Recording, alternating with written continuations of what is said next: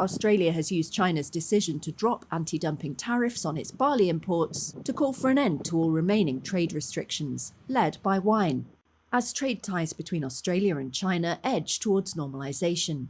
China's Ministry of Commerce said on Friday anti-dumping and anti-subsidy tariffs on Australian barley would end on Saturday, roughly 3 years after more than 80% duties severed an annual trade worth the equivalent of $986 million.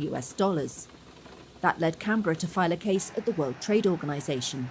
Australian Trade Minister Don Farrell said on Friday, Chinese restrictions that affected roughly $13 billion of annual trade as of last May now hit only about $1.3 billion of exports. It's another very positive step in the full resumption of normal trade between Australia and China.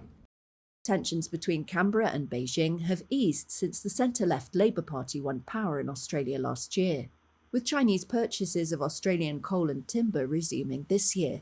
The barley decision puts a spotlight on the few products still under restriction, including Australia's once lucrative wine trade with China.